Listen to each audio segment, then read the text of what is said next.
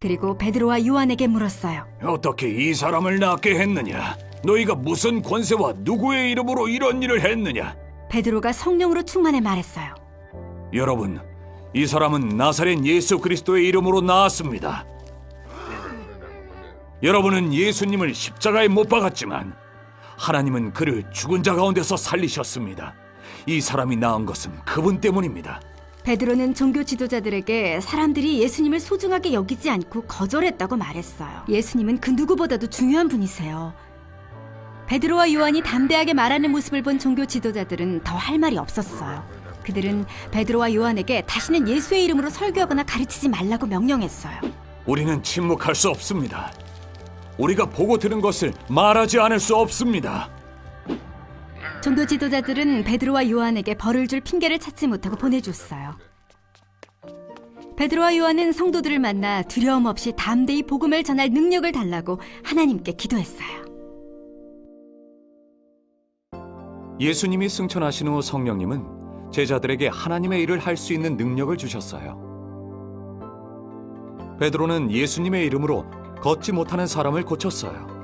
종교 지도자들조차 예수님의 제자들이 예수님에 관한 복음을 전하는 것을 막을 수 없었어요. 오늘 말씀은 이가 걷지 못하는 사람이 걷게 되었어요. 사도행전 3장에서 4장 말씀. 친구들, 초능력이 만일에 우리 친구들이 생긴다면 어떨 것 같아요? 우리 친구들은 어떤 능력을 갖고 싶나요? 선생님이 런닝맨이라는 프로를 봤는데 그때 그 주제가 초능력 편이었어요. 그래서 거기 출연자들이 초능력을 하나씩 가질 수가 있었어요.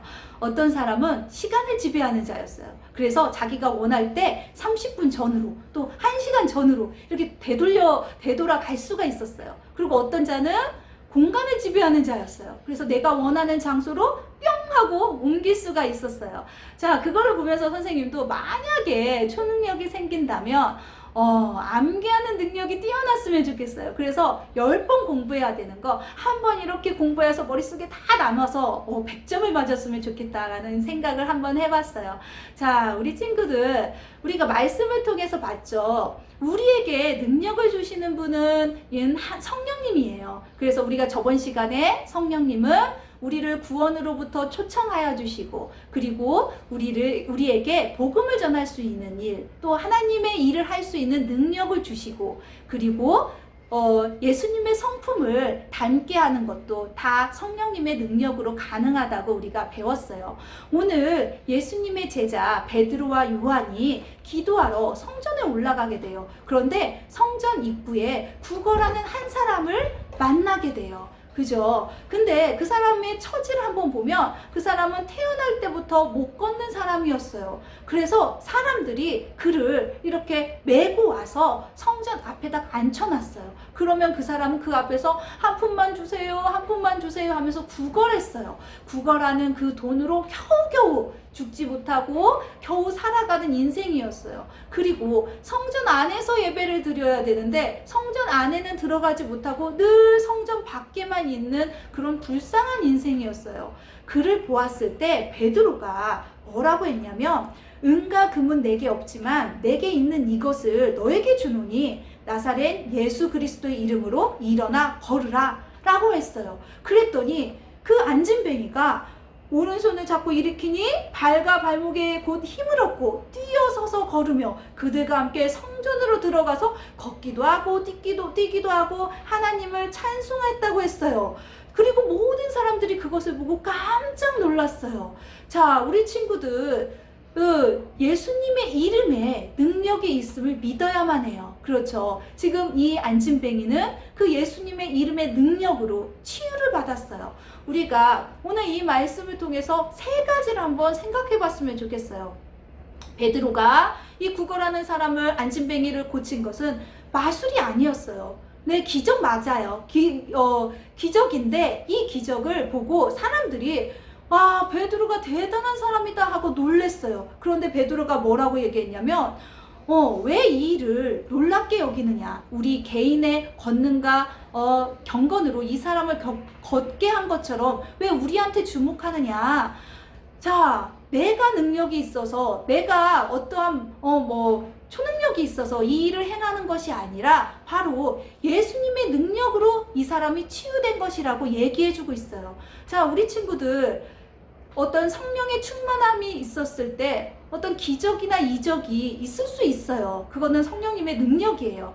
예수님께서 이 땅에 계실 때 하나님 나라를 전파하고 가르쳤어요. 그리고 많은 기적과 이적을 행했어요. 병든 자를 고치시고요. 죽은 자도 일으키셨어요. 왜 그런 일을 행하셨냐면 하나님의 그가 바로 하나님이 보내신 하나님의 아들 메시아임을 믿게 하기 위해서였어요. 즉 복음을 전하기 위한 수단으로 이 이적과 기적들을 행하셨어요.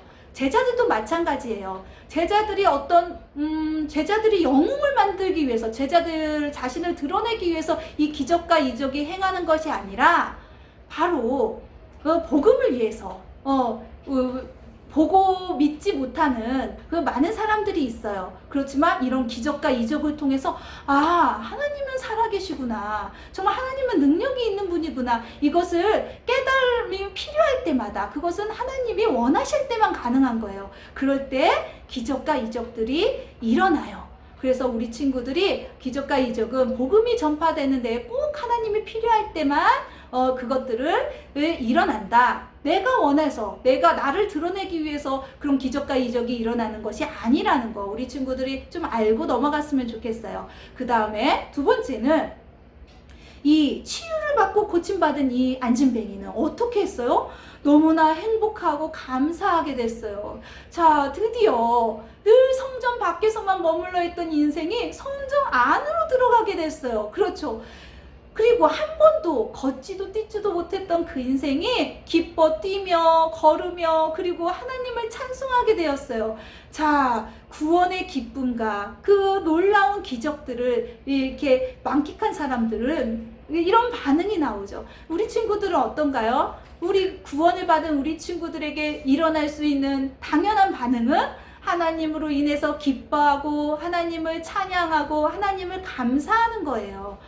우리가 죄의 종로를 할 수밖에 없는 그런 인생이에요. 날마다 처음에는 내가 원해서 죄를 짓지만 나중에는 죄를 짓고 싶지 않아도 죄에서 늘 끌려다녀야만 하는 죄의 종로를 할 수밖에 없는 우리를 죄와 사망에서 생명으로 이렇게 인도하신 분이 바로 하나님이세요. 그렇기 때문에 그 하나님으로 인해서 우리는 감사하고 기뻐하고 행복할 수가 있는 거예요. 우리 친구들은 어때요? 그 구원의 기쁨과 감격이 우리 친구들 안에 있는지 한번 생각해 봤으면 좋겠어요. 그리고 마지막으로 베드로와 요한은 담대하게 예수님을 전했어요. 종교 지도자들은 이 베드로와 요한이 이렇게 복음을 전하는 걸 너무나 싫어했죠. 그리고는 그 이름으로 복음 전하지 말라고 얘기했지만 그들이 어떻게 말했냐면 보고 들은 것을 말하지 아니할 수가 없다라고 얘기했어요.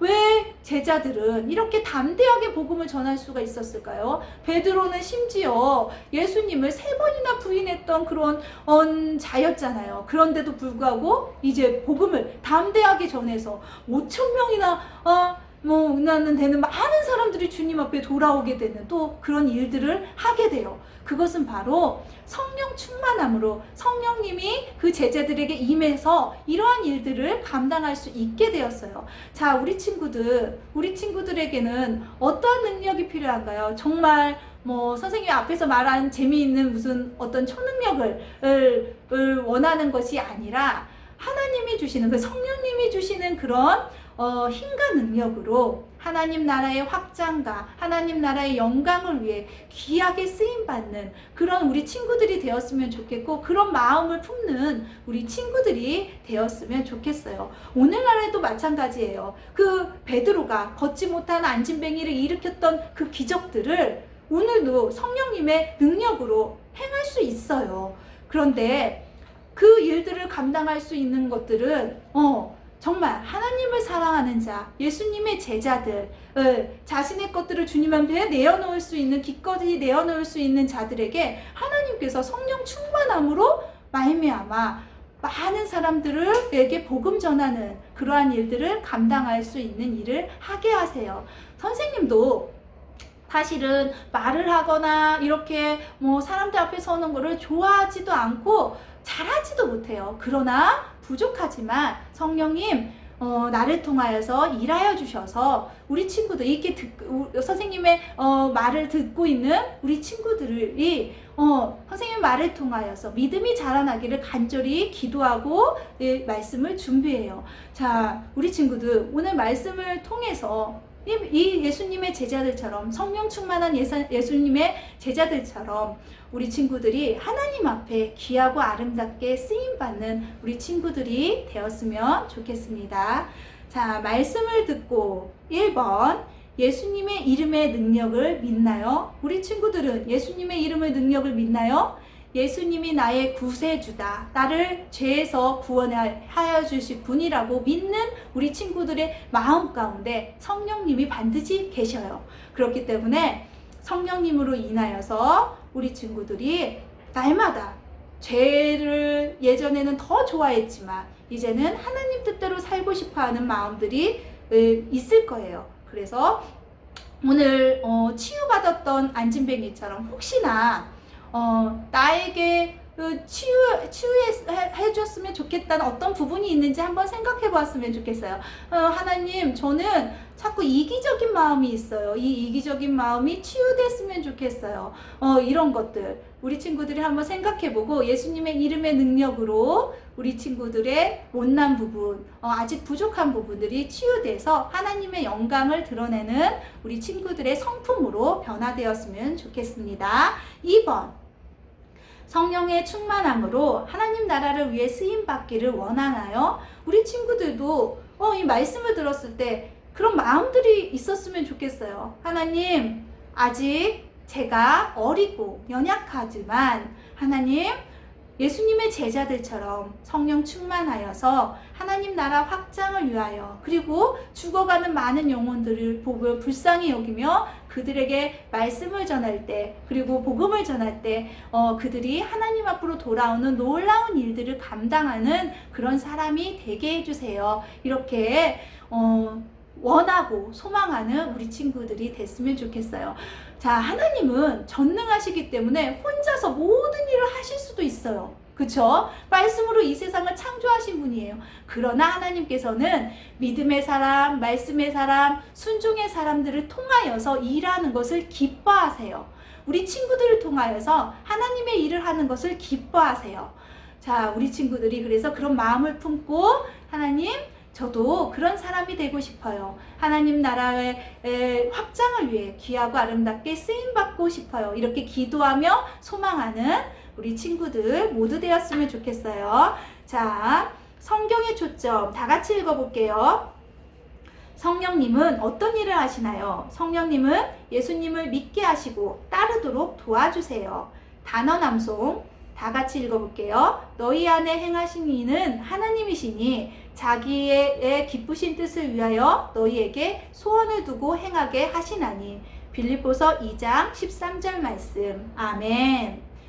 기도하시겠습니다. 하나님 감사합니다. 오늘 말씀을 통하여서 성령 충만한 제자들이 어떤 일을 행했는지 말씀을 통해서 볼 수 있도록 하여 주셔서 감사합니다. 그때 제자들에게 임했던 성령님께서 오늘 이 시간 우리 친구